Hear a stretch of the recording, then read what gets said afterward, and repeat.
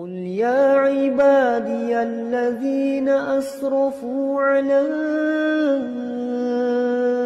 أنفسهم لا تقنطوا من رحمة الله.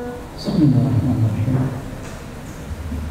السلام عليكم ورحمة الله وبركاته.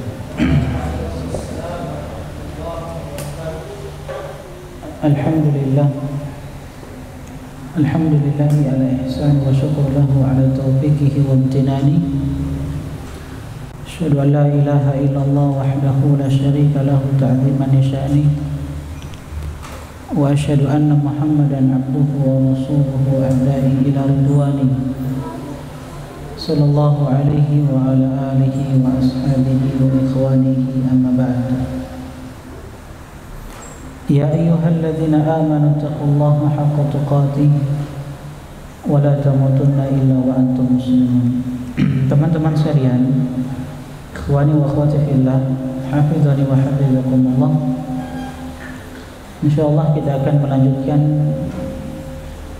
kajian rutin kita dari pembahasan kitab Fiqh Sirah Nabawiyah, mendulang hikmah dari perjalanan hidup manusia yang terbaik, manusia yang sangat dicintai oleh Allah Subhanahu wa taala. Dialah Muhammad sallallahu alaihi wasallam.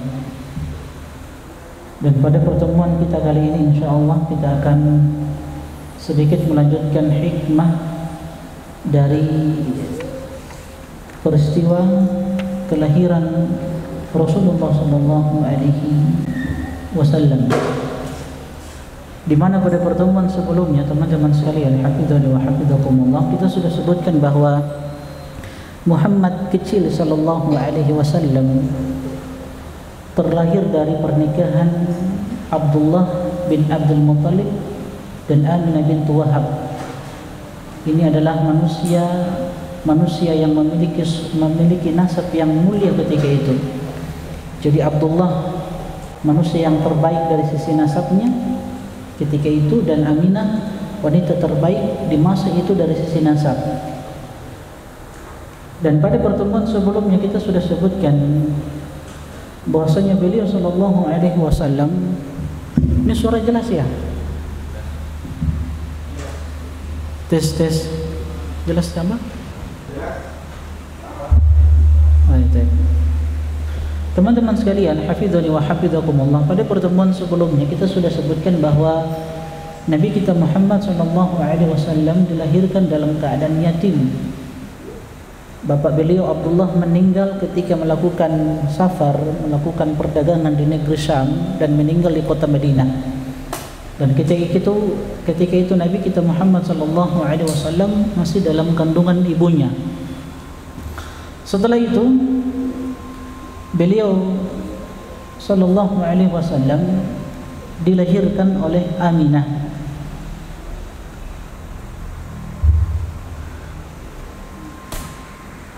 Tes.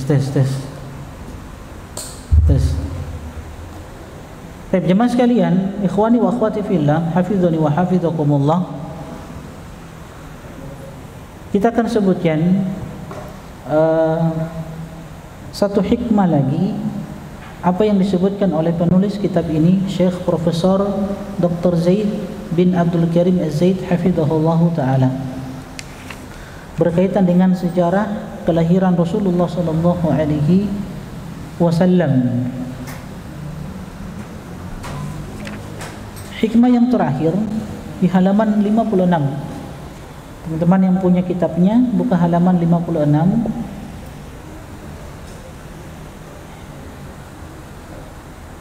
Kita sudah sebutkan di pertemuan yang lalu beberapa hikmah, pelajaran yang penting yang kita ambil dari sejarah kelahiran Rasulullah sallallahu alaihi wasallam. Kata penulis hafizahullah taala, ada pelajaran dakwah yang menunjukkan bahwa kekayaan, martabat dan kemuliaan tidak ada hubungannya dengan anak yatim. Tidak ada kaitannya dengan orang tua yang masih hidup. Karena begitu banyak di antara kita yang gelisah karena memiliki ketergantungan dengan anak-anaknya dan masa depan anak-anaknya. Mereka takut anak-anaknya terbengkalai bila diajak untuk bersedekah. Mereka berkata, anak-anak saya lebih saya utamakan, dengan asumsi hadis Nabi SAW, meninggalkan anak-anak kalian dengan harta lebih baik daripada meninggalkan mereka dalam keadaan berharap belas kasihan manusia. Hadis ini diucapkan oleh Nabi kita Muhammad SAW kepada sahabat Sa'ad bin Abi Waqqas radhiyallahu taala anhu ketika beliau sakit. Nah, teman-teman sekalian, rahimani wa rahimakumullah, yang ingin kita garis bawahi, hikmah yang terpenting yang harus kita ambil dari kisah ini, dari kelahiran Rasulullah SAW, apa yang dikatakan oleh penulis, bahwasanya kekayaan, martabat, kemuliaan tidak ada hubungannya dengan anak yatim, tidak ada kaitannya dengan orang tua yang masih hidup.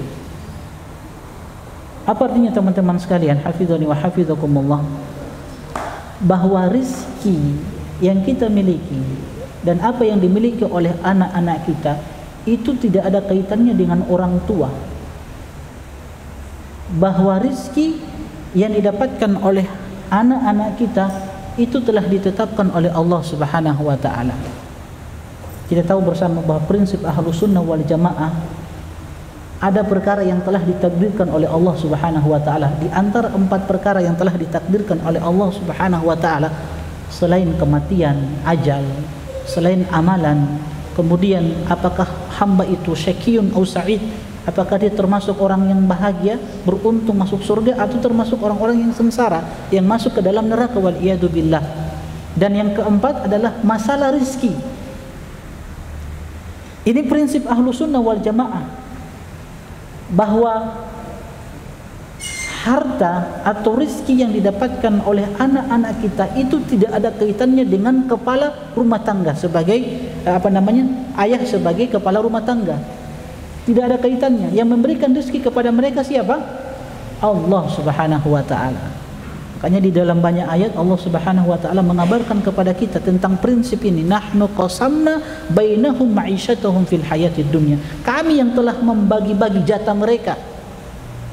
Kami Allah yang telah memberikan harta tersebut, rezeki tersebut kepada mereka, kepada anak keturunan kalian. Allah Subhanahu wa taala berfirman ketika menyebutkan tentang larangan membunuh anak-anak kalian, wala taqtulu auladakum khasyata imlaq. Jangan kalian membunuh anak-anak kalian karena rasa takut kemiskinan. Apa kata Allah setelahnya? Nahnu narzuquhum wa iyyakum. Kami yang memberikan rezeki kepada mereka, kepada anak-anak kalian, dan kami yang memberikan rezeki kepada kalian. Itu prinsip Ahlus Sunnah wal Jamaah, bahwa rezeki itu tidak dikaitkan dengan kepala rumah tangga. Siapa? Ayah. Enggak. Tapi rizki itu telah ditetapkan oleh Allah Subhanahu wa taala. Nabi SAW bersabda, "Lau ana ibna Adam," kalau sekiranya anak Adam haraba min rizkihi kama yahrubu minal maut. Sekiranya anak Adam itu lari dari rizki yang telah Allah tetapkan untuknya sebagaimana dia lari dari kematian, la adrakahu rizquhu kama yudrikuhul maut. Maka rizki itu akan mendatangi dia sebagaimana kematian mendatangi dia. Jadi jangan khawatir masalah rezeki. Tidak ada kaitannya dengan usaha orang tua. Orang tua itu cuma sebagai apa? Sebab saja. Orang tua cuma sebagai sebab. Karena dalam Islam ada sebab-sebab yang bisa mendatangkan rezeki Allah Subhanahu wa taala. Nah, di antaranya apa yang disebutkan oleh penulis. Nah, ingatlah wahai manusia, jika kamu menjaga Allah, maka Allah akan menjaga kamu dan anak-anakmu, dan Allah akan menjaga anak-anak kamu setelah kepergianmu. Ini salah satu sebab di antara sebab-sebab yang bisa mendatangkan rezeki. Apa itu teman-teman sekalian? Jika kamu menjaga Allah, maka Allah akan menjaga kamu dan anak-anakmu. Ihfadillah yahfadka, kata Nabi SAW. Ihfadillah tajid tujahak.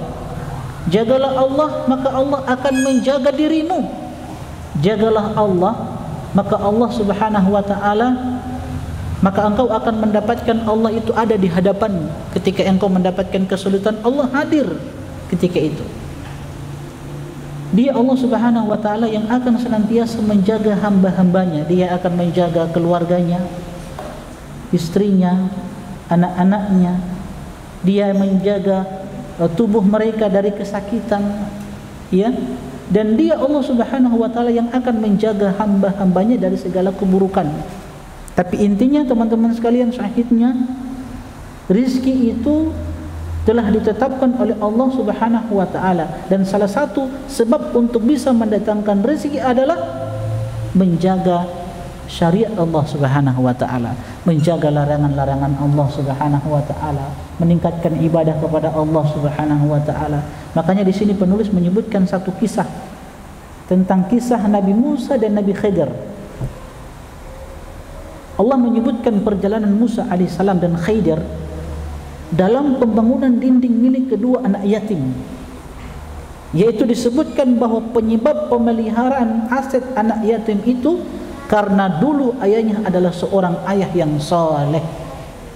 Allah Subhanahu wa taala beriman, wa ammal jidaru fakana li gulamaini yatimaini fil madinah wa kana tahtahu kanzul lahumā wa kana abuhuma salihah. Ketika Nabi Musa melihat apa yang dilakukan oleh Nabi Khidir, membangun kembali rumah tersebut yang hampir roboh, maka Nabi Musa bertanya kepada Khidir alaihi salam, kenapa engkau bangun kembali rumah tersebut?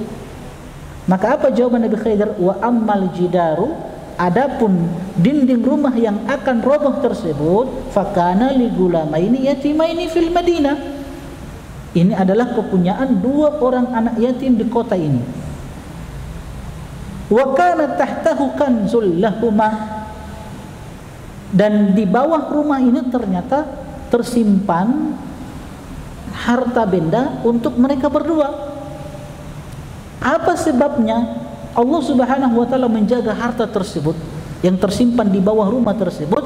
Wa kana abuhuma salihah, dahulu kedua orang tua dari dua anak yatim ini adalah orang yang soleh, orang yang senantiasa taat beribadah kepada Allah Subhanahu wa ta'ala. Makanya Sa'id bin Al-Musayyib, seorang pembesar tabi'in rahimahullahu ta'ala, berkata kepada anaknya, saya akan menambah jumlah solat saya karena kamu, wahai anakku, dengan harapan semoga Allah Subhanahu wa ta'ala menjaga dirimu.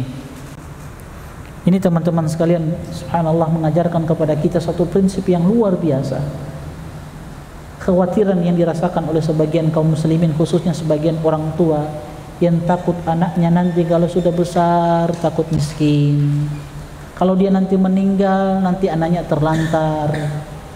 Ahlus sunnah wal jamaah, khususnya orang-orang yang beriman, mereka senantiasa bergantung kepada Allah. Mereka tahu bahwa Allah yang menjaga anak-anak mereka.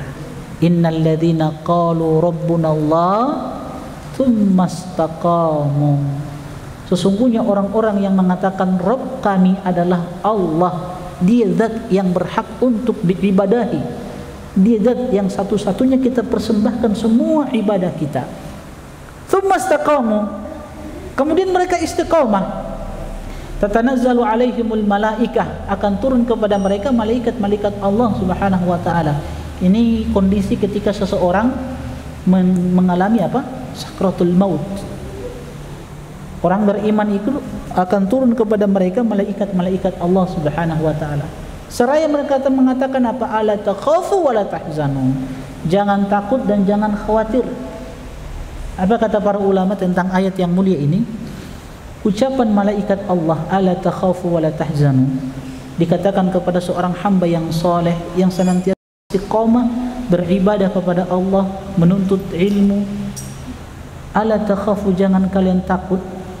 Maksudnya jangan kalian takut tentang hari yang akan kalian hadapi setelah kematian. Alam barzakh, apalagi padang mahsyar, ketika melewati sirat, jembatan yang terbentang di atas neraka jahanam. Jangan takut. Ada penolong kalian siapa? Allah. Wala tahzanu, jangan kalian bersedih, kata para ulama. Jangan kalian bersedih tentang orang-orang yang kalian tinggalkan nanti setelah kalian meninggal. Jangan kalian sedihkan tentang istri kalian, jangan kalian sedihkan tentang anak-anak kalian, jangan khawatir. Mereka telah dijaga oleh Allah Subhanahu wa taala. Ini balasan yang Allah berikan kepada siapa? Orang-orang yang beriman. Maka teman-teman sekalian, ini pelajaran yang sangat penting, bahwa keyatiman seseorang itu ya tidak ada kaitannya dengan bapaknya. Bukan bapaknya yang memberikan rezeki, tapi yang memberikan rezeki adalah Allah Subhanahu wa taala. Ini keyakinan kita. Maka seorang muslim itu, kata Nabi sallallahu alaihi wasallam, di dalam mencari rezeki, apa kata Nabi? Wa ajmilu fi talab. Ini yang penting yang harus kita ketahui. Setiap dari kita sudah ditetapkan rezekinya sebelum dia dilahirkan. Ketika dia masih di dalam kandungannya, di dalam kandungan ibunya, Allah telah menetapkan rezekinya.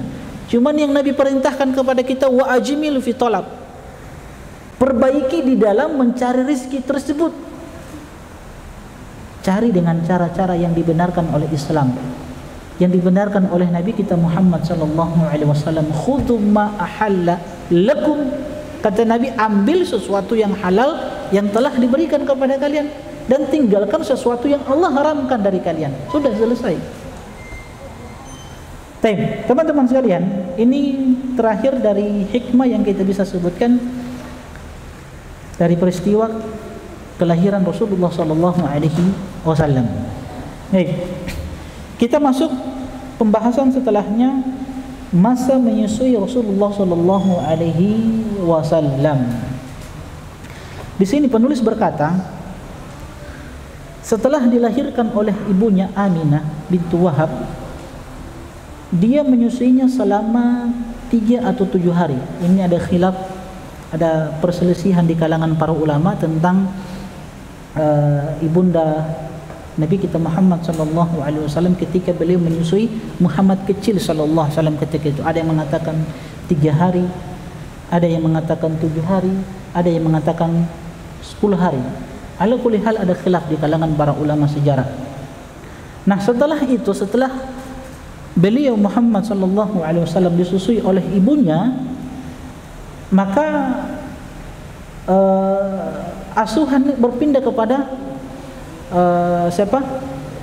Seorang budak yang dimiliki oleh Abu Lahab. Pernah diasuh oleh Ummu Aiman.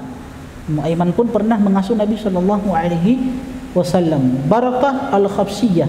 Kemudian setelah itu disusui oleh Thuwaibah, mantan budak Abu Lahab. Dan Abu Lahab ini adalah siapa? Paman Nabi sallallahu alaihi wasallam. Kita sudah sebutkan pada pertemuan sebelumnya bahwa siapa kakek Nabi sallallahu alaihi wasallam, Abdul Muthalib, itu punya anak berapa? 16. Di antara 16 ini 10 laki-laki dan 10 perempuan. Jadi 10 putra, 6 perempuan. Jadi 16. Jadi 10 putra, 10 wanita, perempuan. Nah, dari 10 laki-laki ini, dari 10 laki-laki anaknya Abdul Muthalib, ada Abu Lahab. Abu Lahab, jadi paman Nabi sallallahu alaihi wasallam. Dan nama asli Abu Lahab siapa? Siapa nama aslinya? Abu Lahab kan kunyah. Siapa nama aslinya? Abu Lahab. Hah? Itu Abu Jahal. Abu Lahab kan itu Abu Jahal. Abu Lahab. Siapa nama aslinya? Hah? Abdul Uzzah. Abdul, hambanya siapa?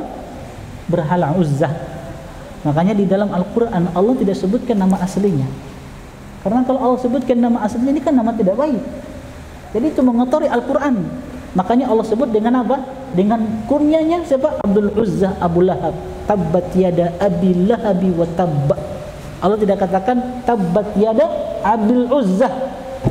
Nah, tapi Allah sebutkan dengan apa? Dengan kunyanya Abdul Uzzah Abu Lahab, supaya tidak mengotori Al-Quran. Karena Abdul Uzzah itu tidak bagus, namanya tidak bagus. Ya, hambanya siapa? Berhala Uzzah. Ini kan kesyirikan, tidak boleh. Nah, ini salah satu paman Nabi sallallahu alaihi wasallam, Abu Lahab. Dan Abu Lahab ini punya budak yang bernama Thuwaibah. Thuwaibah.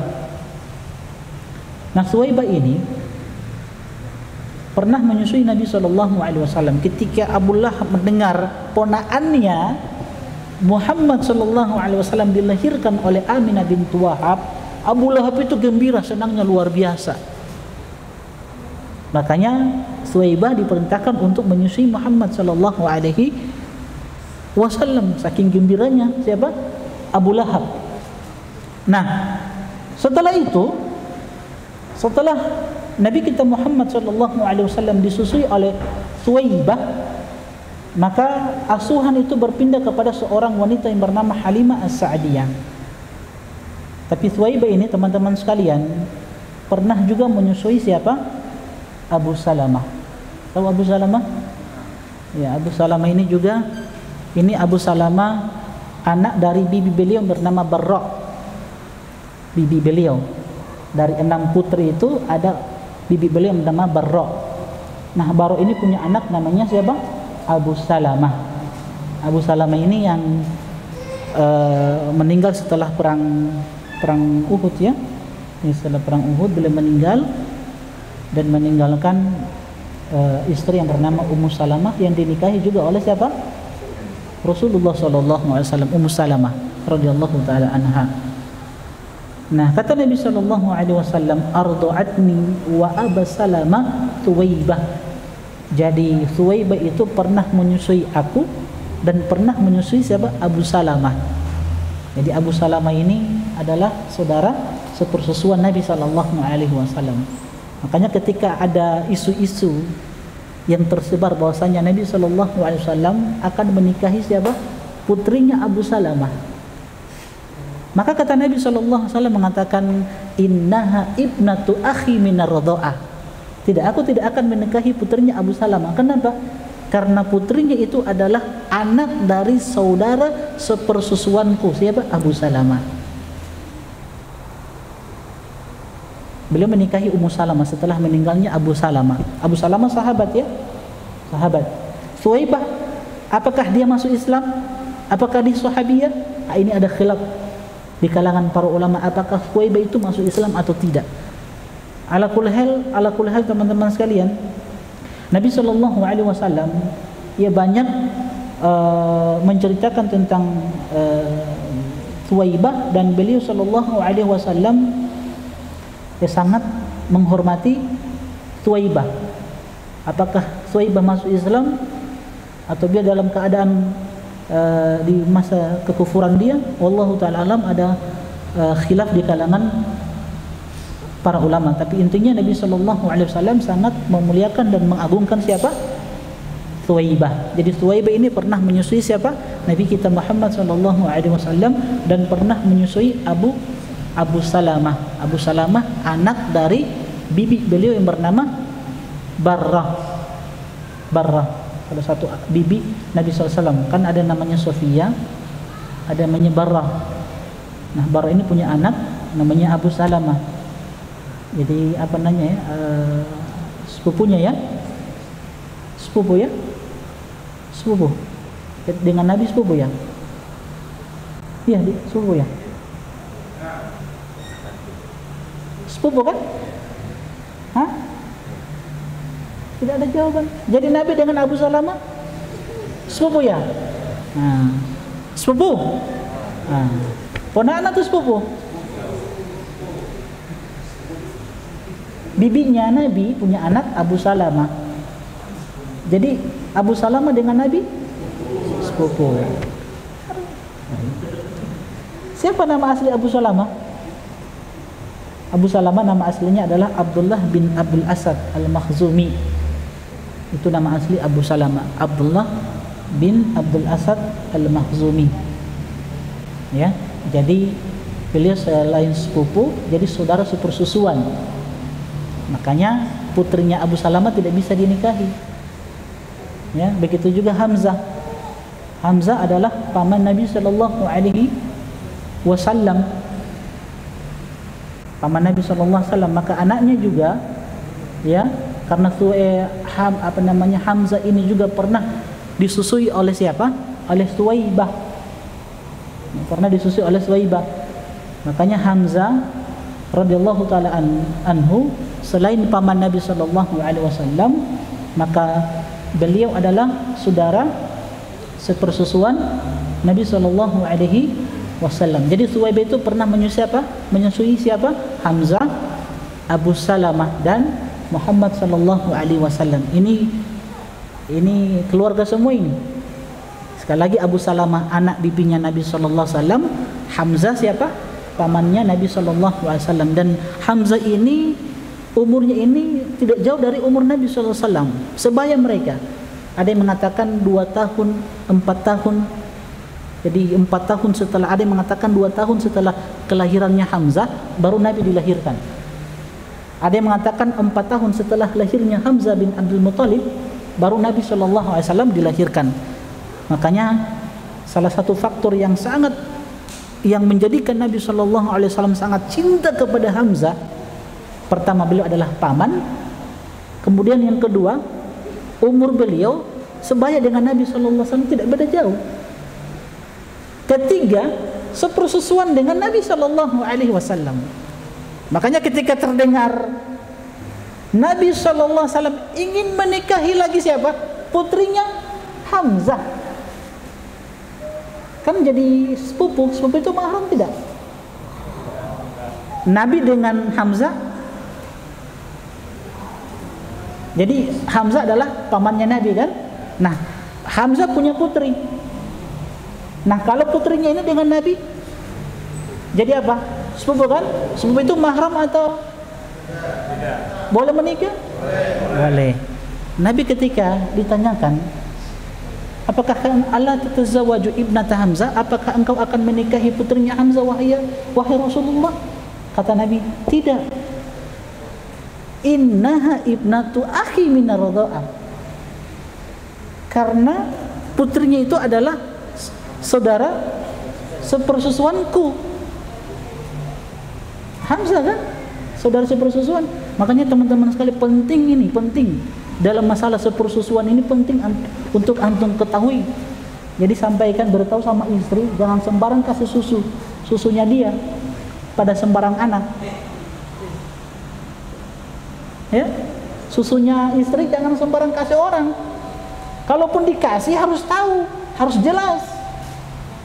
Jangan sampai misalkan susu istri antum, misalkan susu istri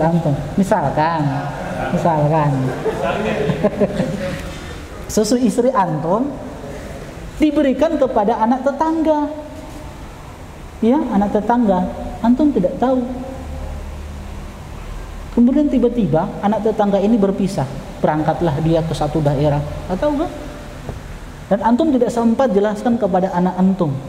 Misalkan anak tetangga ini perempuan, istri antum sudah memberikan susunya kepada perempuan tersebut, anaknya orang tetangga.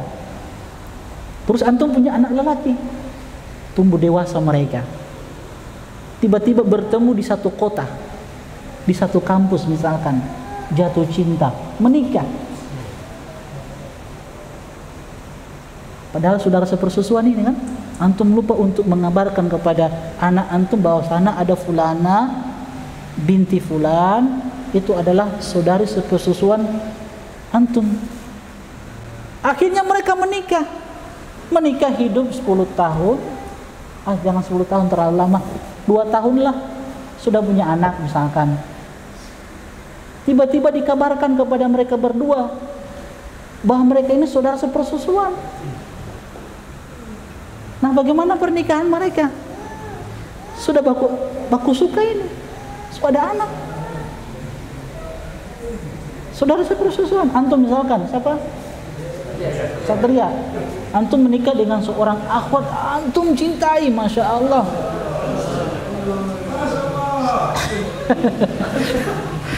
Antum sudah menikah 3 tahun, punya anak, tiba-tiba dikabarkan ke antum bahwa istri antum itu saudara sepersusuan. Kira-kira bagaimana perasaan antum itu?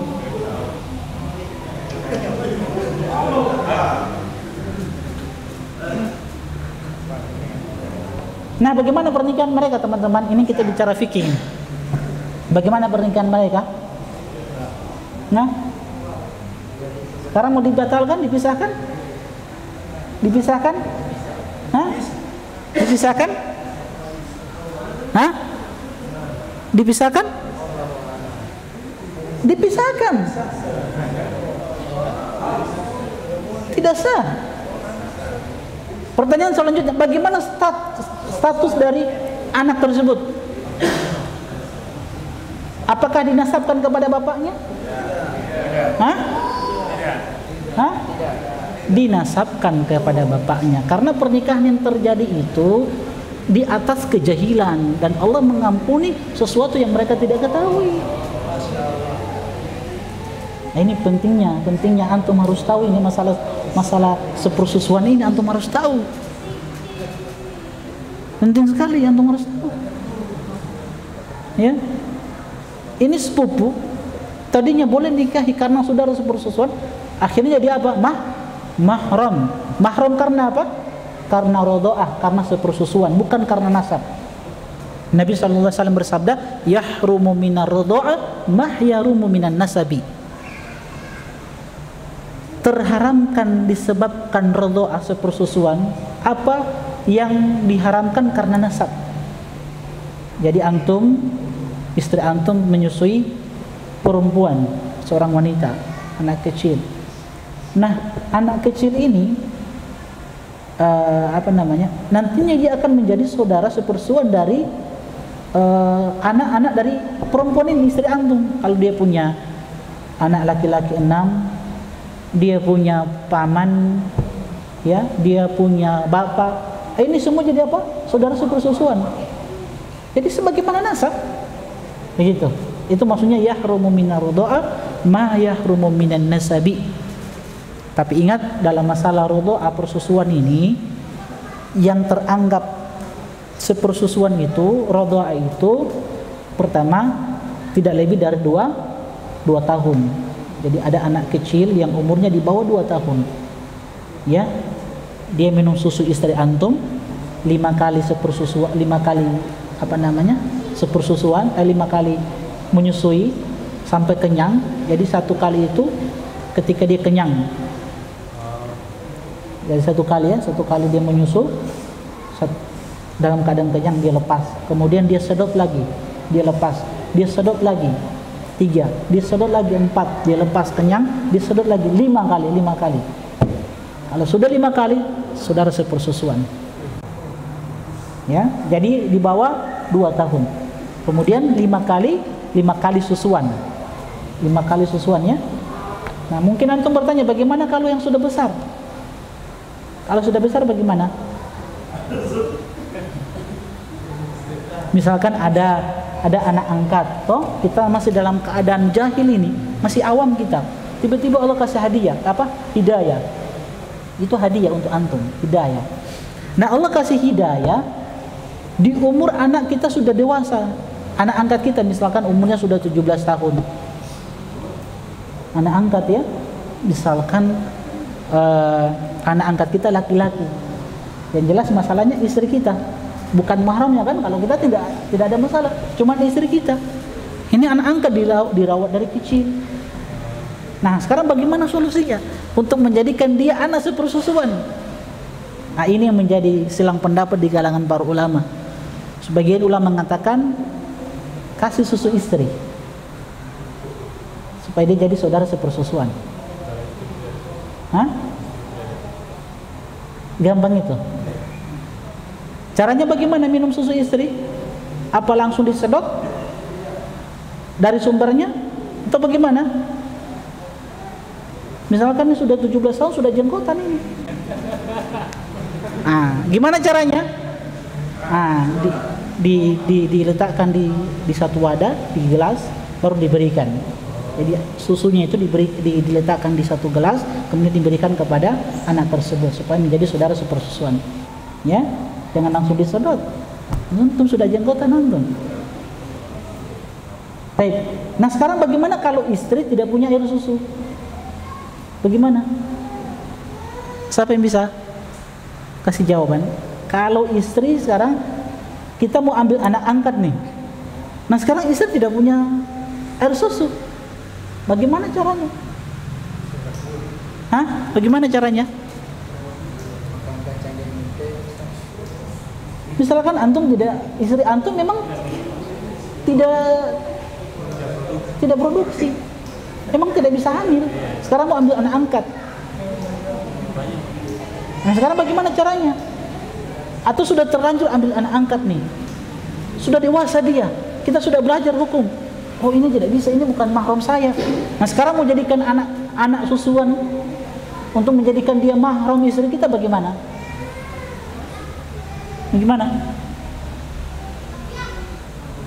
Hah? Bagaimana? Hadis tadi saya sebutkan apa? Yahrumu minar radha'a ma yahrumu minan nasabi. Yahrumu minar radha'a ma yahrumu minan nasabi.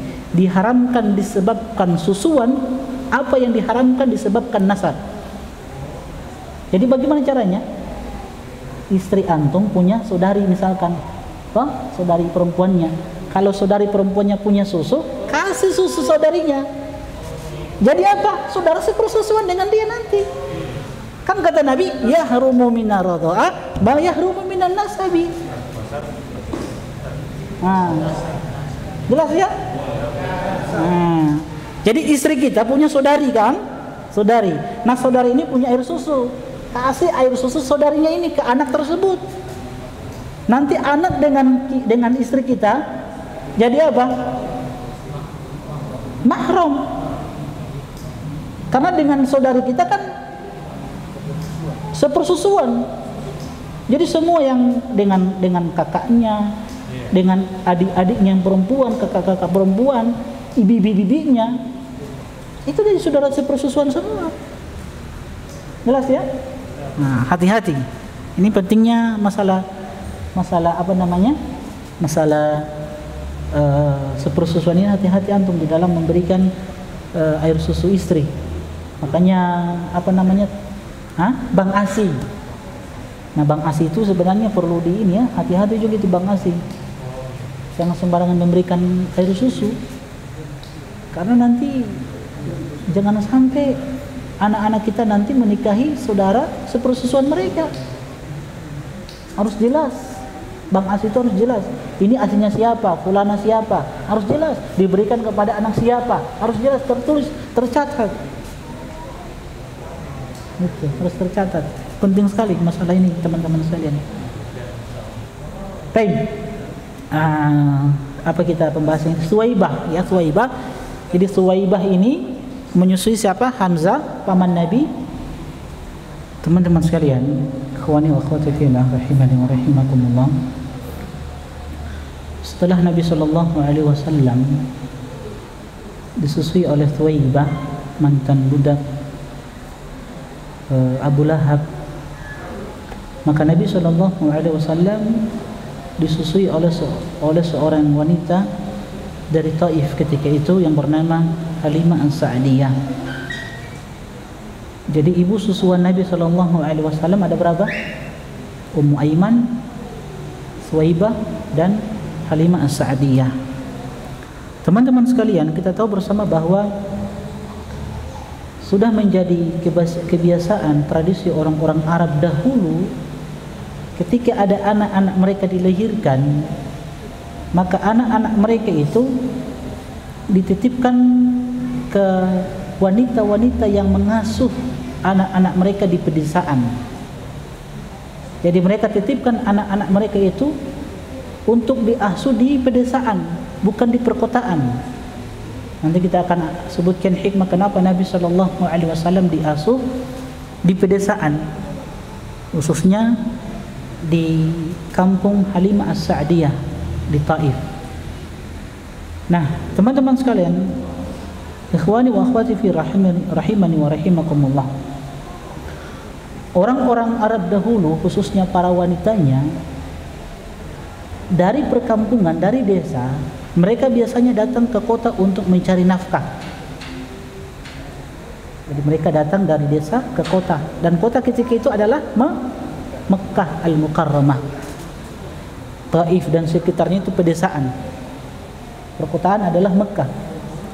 Jadi para wanita yang tinggal di desa-desa itu datang di Mekkah untuk mencari nafkah dengan cara menjual jasa mereka untuk menyusui anak-anak orang Arab yang kemudian diasuh selama 2 tahun di bawah di perkampungan mereka di Taif.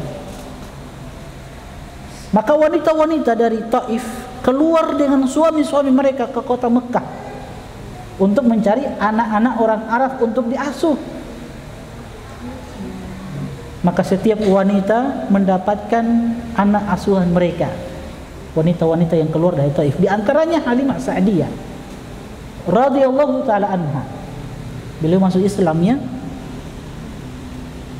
Nah, teman-teman sekalian, ketika semua wanita-wanita Taif dari pedesaan perkampungan datang ke kota Mekah, mereka masing-masing mendapatkan anak asuh. Tapi sebelumnya mereka ditawarkan Muhammad kecil sallallahu alaihi wasallam ketika itu. Dan semuanya menolak untuk mengasuh Muhammad kecil sallallahu alaihi wasallam. Kenapa? Alasannya karena yatim. Dan tujuan mereka untuk mengasuh untuk mencari apa? Upah, fulus. Muhammad kecil yatim, tidak ada bapaknya, jelas tidak dapat fulus. Makanya setiap wanita-wanita ketika itu mereka menolak. Ya, sampai Halimah Sa'diyah pun menolak. Cuman karena semua sudah mendapatkan anak asuh dan mereka mau balik ke Taif, tinggal tersisa Halimah Sa'diyah yang tidak punya anak asuhan. Ya sudah Joh, daripada tidak ada, lebih baik siapa? Tinggal Muhammad kecil sallallahu alaihi wasallam. Maka diambillah Muhammad sallallahu alaihi wasallam. Ketika Halimah Sa'diyah menggendong Nabi kita Muhammad sallallahu alaihi wasallam, ketika itu masih kecil, langsung beliau mendapatkan keberkahan. Tiba-tiba terjadi perubahan. Beliau berangkat dengan suaminya. Suaminya bernama siapa? Haris bin Abdul Uzzah. Dengan anaknya. Jadi Halimah ini punya suami namanya siapa? Haris bin Abdul Uzzah. Dan mereka punya anak-anak ketika itu. Di antara anak mereka siapa? Abdullah bin Haris bin Abdul Uzzah. Haris. Ada nama Haris di sini? Ada Pak Haris sana beliau? Nah, jadi Halimah punya suami namanya siapa? Haris bin Abdul Uzzah. Punya anak pertama namanya Syaimah. Syaimah bintu Haris bin Abdul Uzzah. Kedua punya anak namanya Abdullah bin Haris bin Abdul Uzzah.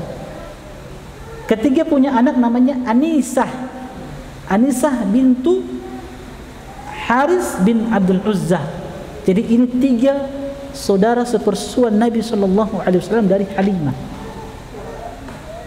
Jadi saudara-saudara sepersusuan Nabi sallallahu alaihi wasallam kita sebutkan. Pertama Hamzah bin Abdul Muttalib. Ini saudara sepersusuan Nabi sallallahu alaihi wasallam. Kedua Abu Salamah radhiyallahu taala anhu yang merupakan anak dari bibi Nabi sallallahu alaihi wasallam yang bernama Barrah binti Abdul Muttalib. Kemudian yang ketiga saudara sepersusuan Nabi sallallahu alaihi wasallam Abdullah bin Haris bin Abdul Uzzah, anaknya Halimah. Kemudian yang keempat Syaimah binti Haris bin Abdul Uzzah yang merupakan anak Halimah juga, dan dia lebih dikenal dengan Hudzafah. Kalau ada seorang yang bernama Hudzafah, itulah Syaimah, putrinya Halimah. Kemudian yang kelima siapa? Anisah bintu Haris bin Abdul Uzzah. Ini 5 saudara sepersusuan Nabi sallallahu alaihi wasallam. Kalau antum ditanya man hum ikhwatur Rasul sallallahu alaihi wasallam, siapa saudara-saudara sepersusuan Nabi? 5 orang ini. Siapa? Hamzah, Abu Salamah, Abdullah, kemudian Anisah dan Syaimah. Ini 5 saudara sepersusuan Nabi sallallahu alaihi wasallam, dan ini disebutkan di dalam buku-buku hadis. Nah, teman-teman sekalian, kita baca apa yang disebutkan oleh penulis. Kemudian datanglah setelah itu rombongan wanita mencari bayi yang mau disusui. Di antara mereka adalah Halimah As-Sa'diyah radhiyallahu taala anha. Kemudian ditawarkanlah Rasulullah SAW kepada para wanita itu. Mereka semuanya menolak tatkala dikatakan bahwa dia adalah anak yatim. Namun setelah semua wanita telah mendapatkan anak susuan, sementara Halimah radhiyallahu taala anha belum mendapatkan anak susuan, maka dia kembali menemui beliau dan membawanya pulang. Dalam Sahih Muslim telah dijelaskan tentang penyusuan tersebut. Jadi setelah itu dia dapatkan keberkahan. Jadi beliau ditemani oleh sang suami dan anaknya. Ketika Nabi SAW, Muhammad kecil ketika itu digendong, dipeluk oleh Halimah, langsung dia mendapatkan keberkahan. Apa keberkahan yang didapatkan oleh Halimah ketika itu setelah beliau memeluk Nabi Muhammad SAW? Air susunya yang sedikit ketika itu tiba-tiba banyak. Yang tadinya tidak bisa diberikan kepada anaknya Abdullah. Akhirnya ketika dipeluk Muhammad kecil, itu air susu Halimah itu bisa diberikan kepada anaknya dan bisa didapatkan oleh Muhammad kecil sallallahu alaihi wasallam. Itu keberkahan. Mereka dari Taif mengendarai keledai betina yang lemah, kurus ketika itu. Itu jalannya sangat lambat. Tapi setelah Halimah membawa pulang Muhammad kecil sallallahu alaihi wasallam untuk pergi ke Taif, ke perkampungan mereka, dan perkampungan mereka masih ada saat ini, perkampungan Bani Sa'ad. Jadi Bani Sa'ad tuh Sa'diyah dari Bani Sa'ad. Nah, setelah mereka berjalan, itu tiba-tiba kendaraan yang mereka tunggangi, keledai betina yang tadinya kurus, yang jalannya sangat lambat, itu tiba-tiba menjadi gemuk dan jalannya sangat cepat. Sampai orang-orang orang-orang heran dengan kendaraannya Halimah. Apakah keledai ini yang kalian pakai sebelumnya? La huwa. Kata Halimah, iya, ini keledai yang kita pakai kemarin. Kaget kan? Ini berkah yang didapatkan oleh siapa? Halimah As-Sa'diyah radhiyallahu taala anha dengan suaminya. Mana lagi setelah mereka tiba di perkampungan mereka, ya, kambing-kambing mereka itu yang tadinya kurus, unta-unta mereka yang kurus, itu tiba-tiba gemuk dan banyak air susunya. Ini keberkahan yang didapatkan. Sampai-sampai orang Arab ketika itu mengatakan, kambing-kambing kalian coba kembalakan dengan kambing-kambingnya Halimah. Nanti kambing-kambing kalian akan gemuk dan air susunya akan banyak. Nah, itu keberkahan yang didapatkan. Nah, teman-teman sekalian, kita tidak berlama-lama. Kita akan bacakan. Setelah 2 tahun berlalu, Halimah datang bersama beliau kepada ibunya. Jadi Muhammad kecil hidup bersama siapa? Halimah, dengan keberkahan yang banyak didapatkan oleh Halimah As-Sa'diyah. Maka setelah 2 tahun berlalu, kita sudah sebutkan tadi, anak-anak orang Arab itu diasuh selama 2 tahun. Nah, sudah 2 tahun berlalu. Waktunya untuk mengembalikan Muhammad kecil kepada ibunya Aminah bintu Wahab. Maka Halimah datang bersama beliau kepada ibunya dengan keinginan agar beliau tetap bersamanya, bersama Muhammad kecil. Karena banyaknya keberkahan yang didapatkan oleh Halimah, karena berkah yang mengiringinya selama Rasulullah SAW tinggal bersama mereka. Ini yang sering kita sampaikan, teman-teman sekalian, bahwa sunnah Nabi itu penuh dengan keberkahan. Nabi sendiri berkah, maka apa yang diajarkan oleh Nabi SAW tentu punya keberkahan yang sangat banyak. Makanya orang-orang yang senantiasa mengamalkan, mempelajari dan mengamalkan sunnah-sunnah Nabi SAW, hidupnya akan berkah, ya, umurnya akan berkah, keluarganya akan diberkahi. Kalau keluarga kita bangun di atas sunnah-sunnah Nabi SAW, insya Allah keluarga kita keluarga yang diberkahi oleh Allah Subhanahu wa Ta'ala. Karena sunnah Nabi membawa keberkahan untuk umat ini. Maka merugi orang-orang yang meninggalkan sunnah Nabi SAW, sangat-sangat merugi. Apalagi mencela Rasulullah SAW, lebih merugi lagi. Menghina Nabi SAW merugi. Innal ladzina yu'dzuna Allah wa rasulah. Allah katakan di dalam Al-Quran, sesungguhnya orang-orang yang mencela Allah dan mencela Rasulnya. Innalladzina yu'dzuna Allah wa rasulah. Ini hati-hatinya, ini hati-hati teman-teman sekalian kalau kita menghina sunnah-sunnah Nabi sallallahu alaihi wasallam. Apa kata Allah? La'anahumullahu fid dunya wal akhirah. Allah akan laknat mereka dalam kehidupan dunia dan dalam kehidupan akhirat. Dan bagi mereka siksaan yang sangat pedih. Ya, cukuplah Allah sebagai penolong Rasulnya sallallahu alaihi wasallam. Inna kafainaka al-mustahzi'in, kata Allah. Cukuplah kami bagimu wahai Muhammad sebagai penolong dari orang-orang yang mencelamu, mengolok-olok sunnah-sunnahmu. Cukuplah Allah sebagai penolong Rasulnya sallallahu alaihi wasallam. Artinya orang-orang yang mencela Nabi sallallahu alaihi wasallam, orang-orang yang mencemooh sunnah-sunnah Nabi sallallahu alaihi wasallam, orang-orang yang mencela syariat beliau sallallahu alaihi wasallam adalah orang-orang yang binasa. Orang-orang yang akan Allah hinakan dalam kehidupan dunia ini. Mungkin antum tahu kisah seorang yang pernah mencela Nabi sallallahu alaihi wasallam, yang ketika dikuburkan dia tadinya Nasrani, kemudian masuk Islam, kemudian murtad, dan dia mencela Nabi sallallahu alaihi wasallam. Yang ketika teman-temannya Nasrani ingin menguburkan orang tersebut, maka bumi pun tidak menerima jasad tersebut. Lihat bagaimana Allah hinakan, baru di dunia itu, belum dalam kehidupan akhirat. Maka hati-hati Anda wahai para pencela sunnah-sunnah Nabi sallallahu alaihi wasallam. Kita barusan dihebohkan dengan video pendek, film pendek, ya, yang menggambarkan kepada kita waliyadzubillah itu pelecehan terhadap syariat Allah Subhanahu wa taala, pelecehan terhadap sunnah Nabi sallallahu alaihi wasallam.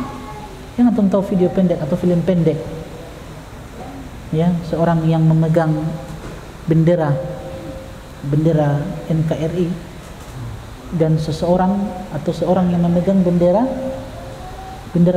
hitam, ya. Ala kulli hal, film ini menggambarkan bahwasanya seakan-akan cadar, wanita yang bercadar, lelaki yang berjenggot cingkrang adalah musuh NKRI waliyadzubillah. Ini kan penghinaan terhadap syariat Allah Subhanahu wa taala. Hati-hati Anda. Dan Anda yang suka mencela Nabi sallallahu alaihi wasallam, hati-hati.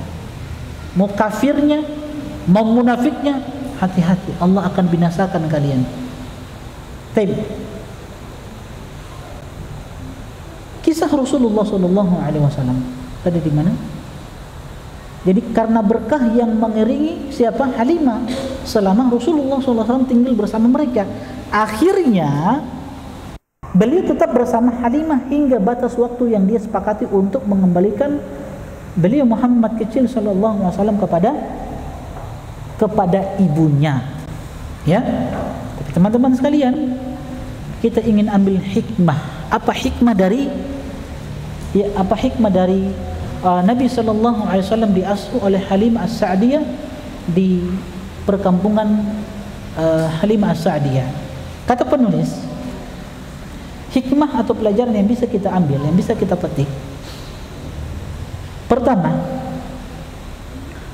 masa menyusui di pedalaman yang jauh dari kota untuk menghindari polusi pergaulan kota dan untuk menghirup udara segar pedesaan. Apalagi kota Mekah pada waktu itu didatangi oleh banyak pengunjung yang berasal dari penjuru dunia dengan beragam jenis manusianya.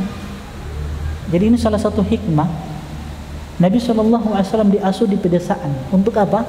Supaya Nabi SAW itu hidup dan tumbuh dengan udara yang segar, tidak tercemari dengan polusi-polusi di kota ketika itu. Apalagi kota tempat didatangi oleh seluruh manusia untuk melaksanakan ibadah haji dari semua penjuru datang ke kota Mekah. Mereka datang untuk menunaikan ibadah haji, kunjungan untuk melakukan perdagangan dan lain-lainnya. Kondisi tersebut berpotensi mengotori pergaulan dan moral. Ya, oleh karena itu pendidik hendaknya menjaga kesehatan anak dan membiasakan mereka keluar untuk menghirup udara yang segar, karena hal tersebut berpengaruh baik dari sisi kesehatan dan kejiwaan anak ke depan. Naam, teman-teman sekalian, memang seperti itu keadaannya. Kalau kita melihat keadaan pergaulan orang-orang di desa dengan orang-orang di kota, maka pergaulan orang-orang kota itu sangat-sangat jauh dari apa yang kita harapkan untuk mendidik anak-anak kita. Saya punya kisah, ini terjadi di Gorontalo. Ada tetangga saya, anaknya itu tadinya tinggal di perkampungan, di desa. Ya kita tahu kalau di pedesaan itu kan anak-anak mereka itu kan hidup dengan bahasa yang sopan, santun, kan kalimat-kalimat yang baik. Tidak ada kalimat-kalimat yang kasar, cacian, makian, ngana kita. Kan bahasa-bahasa sopan yang keluar dari lisan-lisan mereka. Itu kita tidak pungkiri. Anak-anak yang tinggal di pedesaan, apalagi jauh dari apa? Dari pergaulan, dari internet, ya. Dari apa lagi? Dari pergaulan anak-anak muda saat ini. Itu di desa. Nah, tiba-tiba anaknya ini mau disekolahkan di kota. Dia bawa ke kota, tinggal bersama saudaranya di kota. Ini tetangga saya, dia cerita ke saya. Dan saya lihat, saya saksikan. Itu belum sebulan di kota. Ketika orang tuanya kebetulan di desa, nggak perlu sebut desanya, tinggal di desa. Ketika mau lihat anaknya yang hidup di kota, yang sekolah di kota, pas lihat anaknya, ketemu anaknya, Allahu Akbar, kalimat-kalimat yang tidak baik keluar dari lisan anaknya, cacian, makian. Kenapa? Hidup bergaul dengan anak-anak kota. Antum tahu juga anak-anak kota bagaimana sekarang. Nah, itu hikmahnya kenapa orang-orang Arab itu mendidik anak-anak mereka di pedesaan supaya tidak tercemar polusi, moral yang tidak baik, akhlak yang tidak baik. Dan di desa kan udaranya masih segar, beda dengan di kota kan. Masya Allah, udara pedesaan itu Masya Allah. Apalagi wanita-wanita desanya kan, Masya Allah. Bunga desanya, Masya Allah. Iya, sampai-sampai ada orang bilang ke saya, lebih baik saya cari wanita desa daripada wanita kota. Iya betul. Karena kalau wanita-wanita desa itu katanya terjaga akhlaknya, tutur katanya sopan, santun. Beda dengan wanita-wanita kota, kasar. Kecuali yang sudah ngaji. Yang sudah ngaji, Masya Allah. Kalau yang sudah ngaji, Masya Allah, itu lebih sopan lagi, Masya Allah ya. Iya. Bahkan saudari saya, itu cari suami orang desa. Karena dengan anggapan kalau laki-laki orang desa itu katanya akhlaknya masih bagus, sopan katanya, tidak kasar dengan perempuan, begitu. Tapi kalau kota, suka main perempuan, suka mukul perempuan, bahkan yang sudah ngaji pun masih ada yang pukul istrinya. Waliyadzubillah. Sudah ngaji, suami sudah beristri, jalan sama akhwatnya juga sudah hijrah. Ada. Mana ilmu antum teman-teman sekalian? Ini jangan sampai antum belajar ini tidak baik niat antum. Kalau niat antum tidak baik ketika belajar, waliyadzubillah. Itu terlihat nanti ketika antum menikah. Cuma di hadapan teman-teman, Masya Allah dia baik, sopan santun, kata-katanya lembut. Tapi di hadapan istri, semua nama-nama binatang dia sebut. Dipukul istrinya. Ada begitu, ikon-ikon begitu. Belum musta'an, ya. Perbaiki niat. Keikhlasan itu penting di dalam belajar. Perbaiki niat di dalam belajar. Jangan sampai ilmu yang antum dapatkan itu sebagai hujah yang akan memberatkan antum di hari kiamat nanti. Bukan hujah yang akan menolong antum, cuman memberatkan antum yang menggiring antum ke dalam neraka, waliyadzubillah. Antum tidak tahu hadis-hadis yang berbicara tentang kemuliaan perempuan, bahwasanya wanita itu harus dimuliakan, wanita itu harus diagungkan. Ya, istausu bin nisa'i khaira, pesan Nabi. Aku memberikan wasiat kepada kalian wahai para suami untuk menjaga istri-istri kalian. Iya. Wa ashiruhunna bil ma'ruf, kata Allah. Gauli istri-istri kalian dengan cara baik, bermuamalah dengan mereka dengan cara yang baik. Ya, istri antum bukan bidadari, sebagaimana antum bukan malaikat. Iya, antum akan dapati kekurangan sebagaimana antum punya kekurangan. Tinggal kita kan saling melengkapi, saling menutupi, kan begitu. Kita menikah kan banyak pertanyaan, Ustaz. Sering kita dapati ada suami ikhwan akhwat yang tadinya semangat menuntut ilmu, setelah menikah futur, malas menuntut ilmu padahal sudah menikah. Apa sebabnya? Salah satu faktornya niat antum. Ketika antum menikah, tujuan antum menikah untuk apa? Iya, kita katakan menikah salah satu tujuannya untuk melampiaskan syahwat supaya dilampiaskan pada hal-hal yang dihalalkan oleh Allah, itu ibadah. Tapi jangan lupa niat pertama antum jadikan pernikahan itu adalah ibadah untuk ta'awun dalam kebaikan, supaya istri bisa bantu anak untuk beribadah kepada Allah, anak pun bisa bantu istri untuk taat beribadah kepada Allah. Ketika anak malas, istri yang kuatkan. Ketika istri lemah, anak yang kuatkan istri. Kan begitu tujuan menikah. Baik, kita lanjutkan.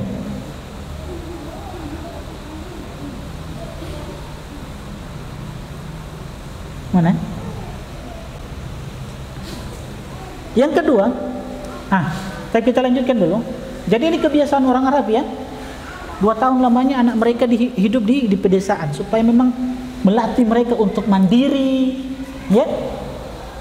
Melatih mereka untuk kuat, kokoh, tegar. Itu tujuannya.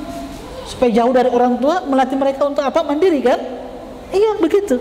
Nah, kalau kita sekarang bagaimana? Kalau ingin anak kita itu supaya kuat, tegar, mandiri, bagaimana caranya? Masukkan dia ke pondok.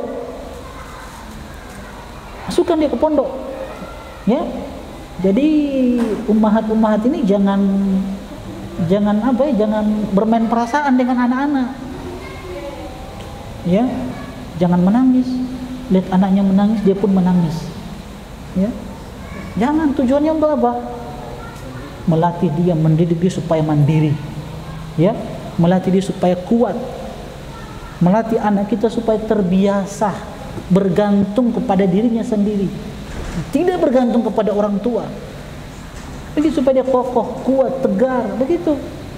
Jangan sedikit-sedikit berkunjung ke pondok lihat anak, sedikit-sedikit berkunjung ke pondok lihat anak. Biarkan dia. Insya Allah tidak mati, Insya Allah. Ya, nah itu caranya kalau kita sekarang. Ya. Kenapa? Iya, tapi juga tidak sembarangan pondok. Pondok yang memang betul-betul mendidik, melatih anak di atas sunnah-sunnah Nabi Sallallahu Alaihi, di bawah naungan sunnah-sunnah Nabi Sallallahu Alaihi Wasallam. Coba lihat, belajar dari kisah ibunya Imam Syafi'i. Ibunya Imam Syafi'i ketika melepas Imam Syafi'i, malamnya itu beliau berdoa, bermunajat kepada Allah Subhanahu wa taala. Panjang doanya. Salah satu doa yang diucapkan, yang diminta oleh ibunya Imam Syafi'i, ya Allah, jadikan anakku orang yang bermanfaat. Jadikan dia kuat. Jadikan dia orang yang bisa memberikan manfaat untuk orang lain dengan ilmunya. Makanya seorang ibu, seorang bapak ketika melepas anaknya, lepas dia dengan doa, iringi dia dengan doa, doakan dia supaya kuat, supaya jadi orang yang bermanfaat nanti kelak, yang bisa bermanfaat untuk negara dan agamanya. Yang kedua, teman-teman sekalian, para bayi yang dikirim untuk diasuh ke pedalaman dimaksudkan untuk membiasakan mereka berbahasa Arab yang bagus dan untuk menghindari kesalahan dalam berbahasa Arab. Dan ini kebiasaan ulama-ulama terdahulu. Ulama-ulama terdahulu itu, teman-teman sekalian, mereka itu ketika kecil itu dikirim oleh ibu-ibu mereka ke perkampungan Arab. Ulama-ulama dahulu ketika mereka kecil itu dikirim oleh orang tua mereka ke perkampungan Arab. Untuk apa? Belajar bahasa Arab. tumbuh dengan bahasa Arab. Kenapa bahasa Arab? Ada apa dengan bahasa Arab? Sebab dia adalah bahasa Al-Quran dan bahasa hadis Nabi Sallallahu Alaihi Wasallam. Tadi kata apa? Kata penulis, untuk menghindari kesalahan dalam berbahasa Arab. Kalau orang Arab supaya tidak salah di dalam bahasa Arab. Antum tahu kisah yang terjadi di zaman Umar. Ada orang yang menjadi imam. Imam bisa berbahasa Arab dia. Dia membaca satu ayat dalam surat Bara'ah. Wa adzanu minallahi wa rasulihi, ya. Dan lanjutannya itu ada ayat yang mengatakan wa annallaha bari'um minal musyrikin wa rasuluh. Coba antum buka ayat surat Bara'ah ayat pertama. Wa adzanu minallahi wa rasulihi ila an-nasi yaumil hajjil akbar annallaha bari'um minal musyrikin wa rasuluh. Begitu ya ayatnya. Surat Bara'ah. Apa itu surat Bara'ah? Surat At-Taubah. Oh iya, surat At-Taubah atau surat Bara'ah. At-Taubah. Surat At-Taubah. Nama lainnya Bara'ah.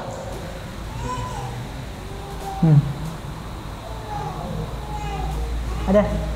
Wa adzanu minallahi wa rasuli ila an-nasi yaumil hajjil akbar annallaha bari'um minal musyrikin wa rasuluh. Begitu punya ayatnya? Sudah dapat?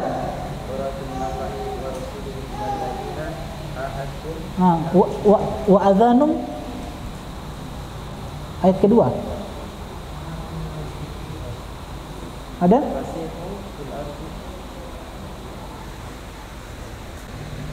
Coba tidak salah ya. Ada? Apa? Betul ayatnya tadi kan? Betul kan?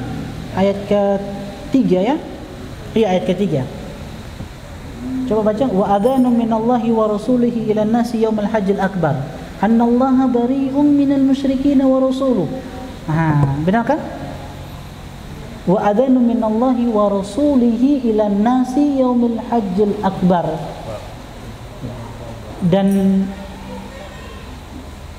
adzanu minallahi wa rasulih, maklumat dari Allah dan Rasulnya kepada manusia yaumul hajjil akbar, di hari haji akbar. Apa maklumat Allah? Annallaha bari'um minal musyrikin wa rasuluh. Antum coba buka ayatnya. Kalimat annallaha bari'um minal musyrikin wa rasuluh, itu kan bunyi ayatnya ya. Annallaha bari'um minal musyrikina wa rasuluh. Imam tadi dia baca apa? Annallaha bari'um minal musyrikina wa rasulih. Rasuluh yang tadinya dhammah dia baca kasrah. Baik. Kalau annallaha bari'um minal musyrikin wa rasuluh, sebagaimana di ayat ini, artinya annallaha, bahwasanya Allah bari'un. Apa bari'un? Berlepas diri, minal musyrikina, dari orang-orang musyrik, wa rasuluh, dan rasulnya pun berlepas diri dari mereka orang-orang musyrik. Tapi imam ini dia baca kasrah, wa rasulih. Jadi apa? Jadi bagaimana artinya? Jadi Allah berlepas diri dari orang-orang musyrik dan Allah pun berlepas diri dari Rasulnya Sallallahu Alaihi Wasallam. Parah kan? Ada makmum orang awam, tidak paham Al-Quran tapi bisa bahasa Arab. Dia dengar Allah berlepas diri dari orang-orang musyrik dan Allah pun berlepas diri dari Rasulnya. Kalau Allah berlepas diri dari Rasulnya, maka aku lebih berhak untuk berlepas diri dari Rasulnya. Dia ucapkan, orang awam ini tidak paham Al-Quran tapi dia bisa bahasa Arab. Maka hal ini sampai kepada Umar. Cerita ini sampai kepada Umar. bahwasanya ada imam yang baca ayat harusnya baca dhammah, wa rasuluh dibaca rasuli. Apa kata Umar? Umar kasih maklumat ketika itu, kasih kebijakan. Ini di masa beliau, kepemimpinan beliau, Amirul Mukminin. Beliau kasih kebijakan. Apa kata beliau? Ini, dengarkan ini. La yukri'ul Qur'ana illa alimun bil lughatil arabiyyah. Tidak boleh satupun yang menjadi imam kecuali orang yang bisa berbahasa Arab. Tidak boleh ada yang jadi imam kecuali orang yang bisa bahasa Arab. Antum buat maklumat di sini. Tulis, tidak boleh jadi imam kecuali tahu bahasa Arab.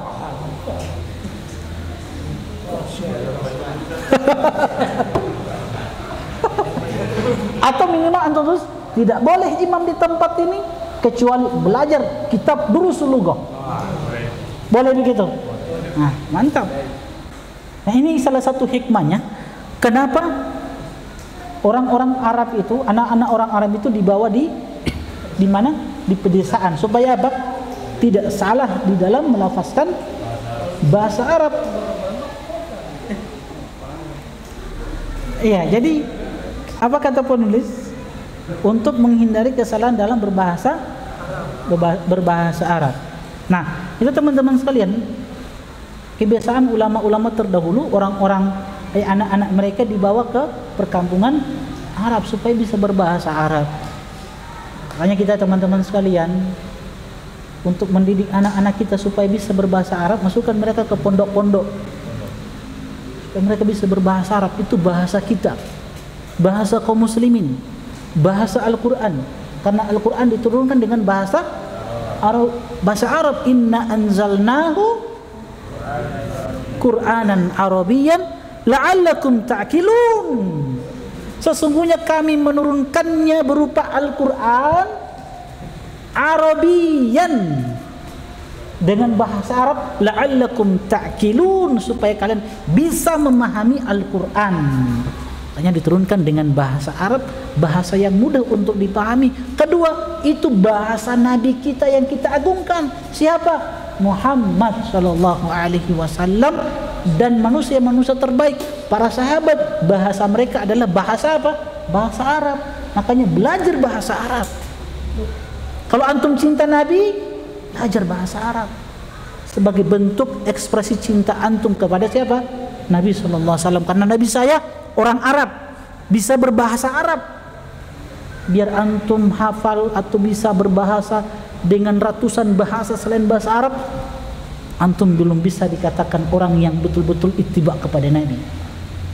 Sampai antum bisa bahasa Arab. Biar cuma satu bahasa yang antum kuasai, bahasa Arab, antum harus bangga dengan itu.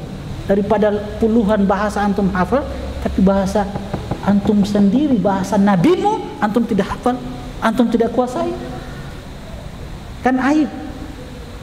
Ya, bahasa Al-Quran, bahasa Nabi kita. Maka cukup ini sebagai motivasi untuk apa? Untuk kita, supaya kita betul-betul belajar bahasa Arab. Iya. Di sana ada riwayat yang mengatakan, tapi hadis ini palsu. Dikatakan ahibbu al-arab li salasin. Cintai Arab itu karena 3. Pertama, li'annani arabi, karena anak orang Arab. Man yatakallam bil lughal arabiyyah fa huwa arabi. Siapa yang berbicara dengan bahasa Arab, dia orang Arab. Biarpun pedeto, kalau dia berbahasa Arab, dia orang Arab. Iya, betul. Yang kedua, li'anna al-Qur'ana arabi, Al-Quran dengan bahasa Arab. Wa li'anna lisana ahli jannah arabi, lisannya penduduk surga itu bahasa Arab. Tapi hadis ini palsu, tidak bisa kita jadikan dalil. Tapi ada dalil-dalil yang lain. Ya, cukuplah Allah katakan inna anzalnahu Qur'anan Arabiyyan, itu cukup. Dan bahasa Nabi kita bahasa Arab. Itu sebagai motivasi untuk kita belajar bahasa Arab. Dan agama ini tidak bisa dipahami kecuali dengan bahasa Arab, sebagaimana yang dikatakan oleh Syekhul Islam Ibnu Taimiyah rahimahullahu taala. agama ini tidak bisa dipahami agama ini tidak bisa dipahami kecuali dengan bahasa Arab. Ana tanya, memahami Al-Quran, memahami hadis, hukumnya apa? Memahami Al-Quran, memahami hadis, hukumnya apa? Wajib. Dan kita tidak bisa memahami Al-Quran dan hadis Nabi kecuali dengan bahasa Arab. Maka belajar bahasa Arab hukumnya apa? Hukumnya apa? Ada satu kaidah mengatakan ma la yatimul wajibu illa bihi fa huwa wajib. Apa-apa yang tidak bisa disempurnakan kecuali dengan sesuatu itu, maka sesuatu itu wajib untuk dipelajari. Al-Quran dan Sunnah tidak bisa dipahami kecuali dengan apa? Bahasa Arab. Maka bahasa Arab itu wajib untuk dipelajari, wajib hukumnya. Wajib. Belajarnya? Ya, dan harus ada semangat. Lihat, saya bawakan ucapan Imam Syafi'i rahimahullahu ta'ala ketika beliau berbicara tentang bahasa Arab. Lihat, antum dengarkan ini ucapan Imam Syafi'i. Kata beliau, yajibu ala kulli muslimin. Kata Imam Syafi'i, wajib bagi setiap muslim an yata'allam min lisanil arabi, untuk mempelajari bahasa Arab, ma yablughu juddahu fi ada'i fardihi, dengan sekuat tenaga dia, pikiran dia, agar bisa menjalankan kewajiban ini. Ucapan siapa? Imam Syafi'i. Dengan apa? Dengan segala kemampuan dia untuk belajar bahasa Arab, bukan sisa-sisa waktu. Ya, dengan segala kemampuannya, tenaganya. Makanya kalau saya belajar mengajar bahasa Arab, ya, itu banyak tugas yang saya kasih, banyak dihafal. Saya kasih tugas. Saya punya halaqah bahasa Arab sekarang saat ini. Setiap pertemuan saya kasih tugas, hafal kaidah, hafal mufradat, kasih tugas. Harus dengan sekuat tenaga belajar bahasa Arab. Ya, kalau anak ajar antum di masjid ini, saya kasih tugas antum. Ya.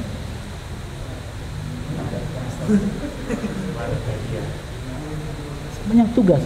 Setiap pertemuan itu minimal menghafal 50 mufradat.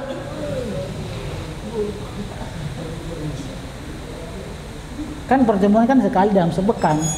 Pasti banyak waktu untuk menghafal. Target satu hari 10 mufradat. Bisa kan? Bisa ya? Bisa. Kalau bisa saya luangkan waktu. Insyaallah.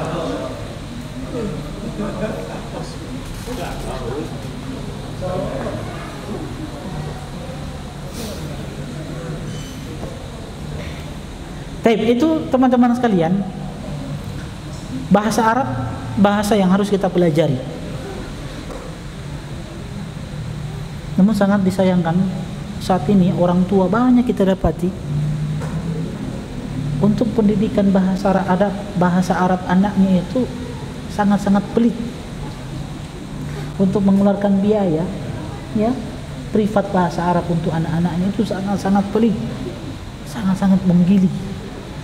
Tapi kalau privat bahasa Jepang, bahasa Inggris, ya, ilmu keduniaan itu jutaan dikeluarkan. Dia ridho, dia ikhlas, dia keluarkan. Tapi kalau ada ustadz yang diundang ngajar anaknya bahasa Arab, sangat-sangat pelit, tawar menawar lagi. Padahal bahasa nabinya, bahasa akhirat ini. Kalau antum ditanya, bahasa penghuni surga bahasa Arab atau tidak? Hah? Allahu a'lam. Kenapa? Karena Allah dan Rasulnya tidak mengabarkan. Kan begitu. Kalau Allah dan Rasulnya mengabarkan bahasa penduduk surga adalah bahasa Arab, ya maka kita katakan bahasa penduduk surga bahasa Arab. Tapi ala kulli hal Allah akan berbicara dengan hamba-hambanya di akhirat dengan bahasa yang diketahui, entah itu bahasa Arab atau bahasa Gorontalo, wallahu ta'ala alam. Kenapa? Karena tidak ada dalil yang menjelaskan. Adapun dalil yang kita sebutkan tadi, dalil palsu, hadis palsu. Jelas ya? Ala kulli hal, intinya bahasa Arab punya kemuliaan. Dia bahasa yang mudah untuk dipahami, tidak sebagaimana bahasa-bahasa lainnya.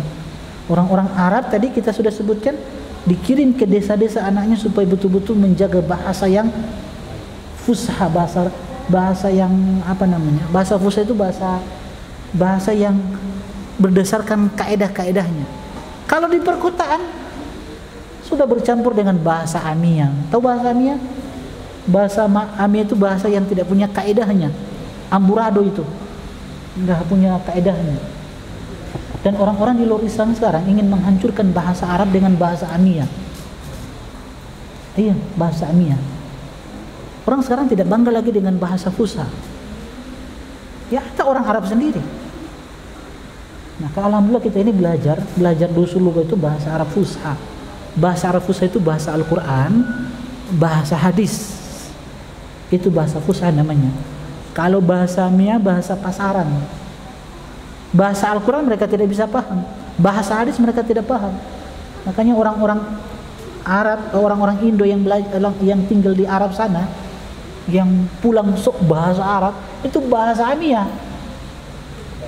Bahasa amiyah. Dia nggak paham bahasa kitab, nggak paham dia, nggak tahu dia. Itu bahasa amiyah saja.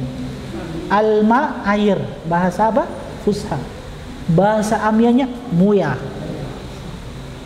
Moya. Jadi dari alma jadi moya. Ini orang Arab, orang amiyah bilang bahasa amiyah moya. Kalau bahasa fusha alma, itu bahasa Al-Quran. Orang yang bisa bahasa amiyah kalau bilang alma dia tidak tahu apa itu alma. Ini penting bahasa Arab teman-teman sekalian. Sangat disayangkan kita dapati seperti itu. Kenapa apa? Mungkin orang-orang Arab di mungkin tetangga antum. Nah, mungkin bahasa-bahasa amiyah ya. Ente itu bukan bahasa fusha. Ente yang benar apa? Anta, bukan ente. Wallahu taala alam.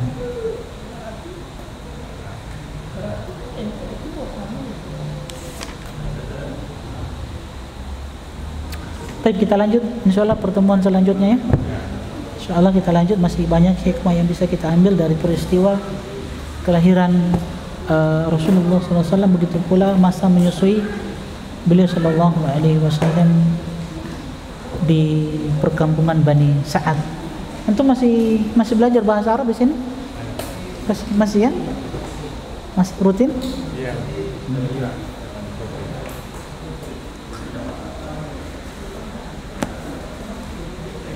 Seterusnya minimal antum bisa tamatkan kitab Durusul Lughah. Jadi yang bisa tamatkan Durusul Lughah, dia yang bisa jadi imam. Boleh. Atau siapa yang tamatkan kitab Al-Arabiyyah Baina Yadik, dia yang jadi imam. Yang belum tamatkan kitab Al-Arabiyyah Baina Yadik jangan dulu jadi imam. Bisa begitu ya?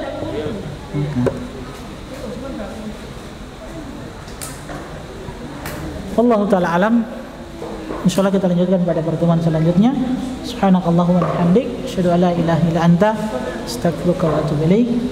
Assalamualaikum warahmatullahi wabarakatuh. قل يا عبادي الذين أسرفوا على أنفسهم لا تقنطوا من رحمة الله